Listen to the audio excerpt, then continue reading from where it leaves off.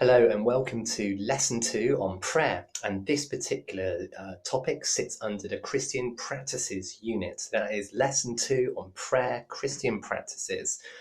And can I please remind you that all of these YouTube videos, they sit nicely on Show My Homework alongside of a one-sided A4 document with basically the written version of what I'm about to deliver to you.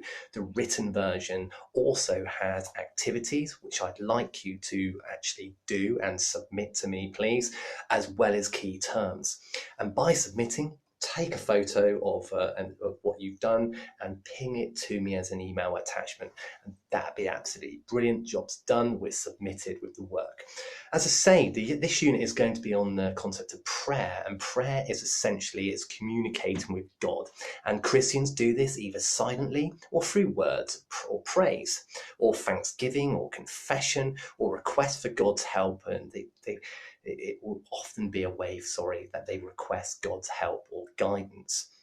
And it takes many forms. For example, there is such a prayer called set prayer. Set prayer is something that perhaps that everyone knows the words to. An example of this might be the Hail Mary, or might be the Our Father who art in heaven.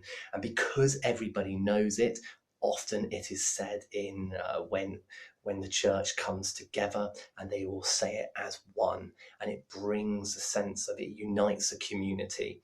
And some Christians would argue that the power of prayer has a huge amount of leverage in ensuring what obviously what the prayer is about, perhaps then they can be effective in that way. It can be impactful.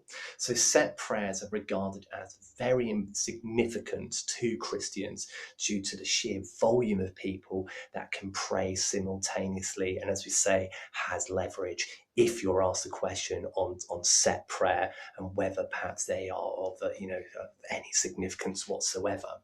The other type of prayer that we are asked to focus on by AQA is informal prayer. This type of prayer basically entails that the individual, this sounds awful, but just makes it up as they go along. That doesn't mean to say because they make it up that it has no value whatsoever. In fact, quite the contrary.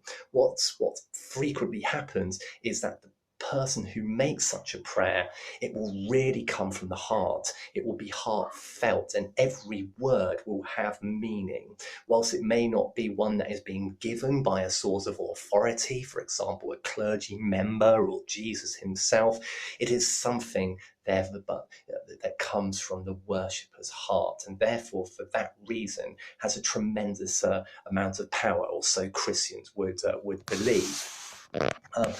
Prayer is important according to Christians. It gels, it unites all Christians together. Secondly, it shows devotion to God. Of course it does. And arguably as well, according to Christians would argue that it perhaps fleetingly does connect the worshipper, the person saying the prayer, to God. So we end up with this duck again. It shows devotion, it unites all Christians, and it fleetingly connects the individual to God. Prayer is a way of communicating to God, and it sometimes is it's perceived to be a way in which God can communicate to the worshipper as well.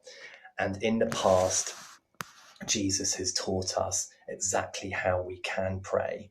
And the Our Father, as I've already mentioned, is a perfect example of a set prayer. The reason he gave us this particular prayer is because it